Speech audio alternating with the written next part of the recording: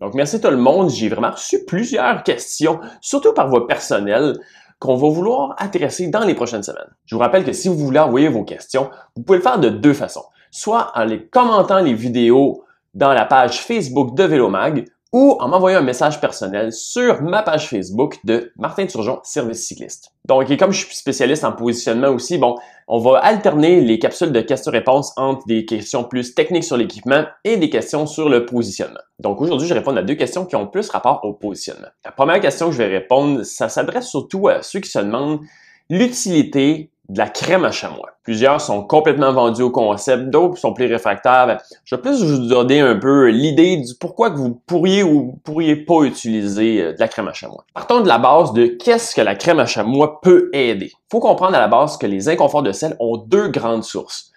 Une surpression et une surfriction. Quand on parle d'une surpression, donc un point de pression localisé qui va faire des douleurs, ben là, de la crème à chamois ne fera pas une grosse différence. Parce que non, c'est sûr que de la crème à chamois, ça ne peut pas enlever la pression. Par contre, ce que ça peut faire, c'est réduire la friction entre la peau et le cuissard. La friction, elle est créée à cause du mouvement du bassin, qui va créer finalement une friction, un mouvement avec la surface de contact sur le cuissard et la selle. Ce frottement-là entre les surfaces, oui, ça peut créer des irritations de la peau.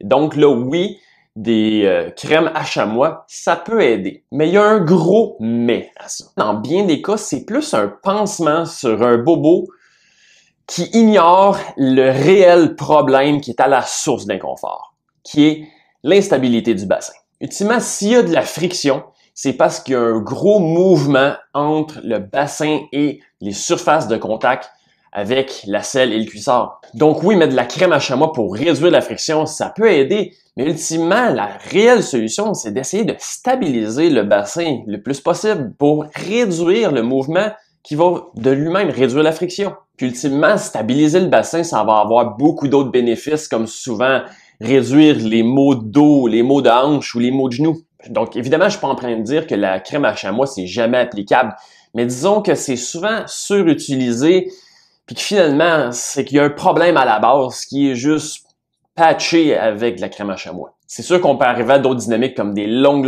randonnées qui, à un moment donné, l'accumulation du mouvement puis de la friction fait que de la crème à chamois peut devenir, oui, quelque chose qu'on utilise de façon sporadique. Ou quelqu'un qui va suer beaucoup parce que, oui, la moiteur peut faire accélérer le processus d'irritation en cas de friction. Parce qu'ultimement, on peut le stabiliser au maximum, mais ça demeure qu'il y a toujours un mouvement quand même et qu'il est cumulatif sur les kilomètres. Donc oui, c'est un produit qui peut parfois aider, mais il faut vraiment s'assurer aussi que le positionnement est optimal. Une deuxième question que j'ai reçue, c'est par rapport aux engourdissements au niveau des mains. La personne me demandait si ce serait bénéfique pour elle d'utiliser un guidon aérodynamique avec une surface plus plate sur le dessus. L'idée, ce serait que la surface profilée sur le dessus, qui va être plus longue et plus plate, va offrir une surface, dans le fond, d'appui qui va être plus grande, donc répartir la pression sur une plus grande surface pour diminuer les potentiels engourdissements au niveau des mains. L'idée de base n'est pas fausse, mais encore là, je pense que c'est quelque chose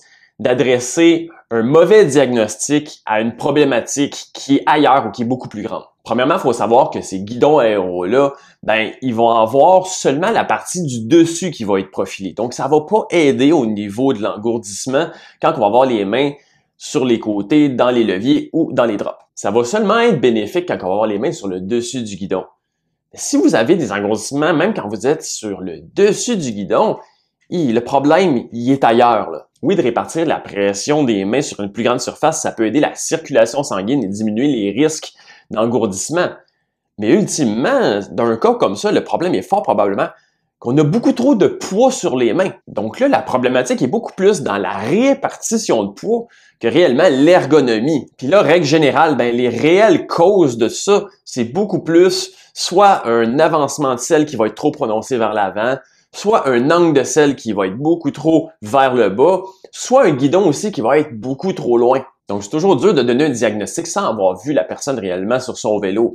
Mais disons que, règle générale, j'aurais tendance à penser que c'est beaucoup plus un problème de répartition de poids que d'un problème d'ergonomie au niveau du guidon. Il y a un test que vous pouvez faire à la maison sur une base d'entraînement, idéalement, qui peut vraiment vous donner un peu une visualisation de la pression que vous avez sur les mains. Si vous pédalez à un rythme régulier et mettez les mains sur les leviers, et que vous relâchez les mains sans toucher au guidon et sans vous pousser vers le haut et essayez de vous relever de façon graduelle droit, si vous êtes capable de faire ça sans glisser vers l'avant ou sans avoir une augmentation très rapide au niveau de la cadence pour compenser le glissement vers l'avant, ben, vous avez probablement une répartition de poids qui devrait être quand même bonne. Mais si pour vous, c'est impossible de le faire sans vous ramasser sur le guidon ou vraiment accélérer la cadence pour être capable de vous relever, ben là, peut-être que vous avez une pression beaucoup trop vers l'avant. Donc, c'est ça pour cette semaine. Je vous rappelle que si vous voulez nous envoyer vos questions, ça va être à faire dans les commentaires des vidéos sur la page Facebook de Vélomag ou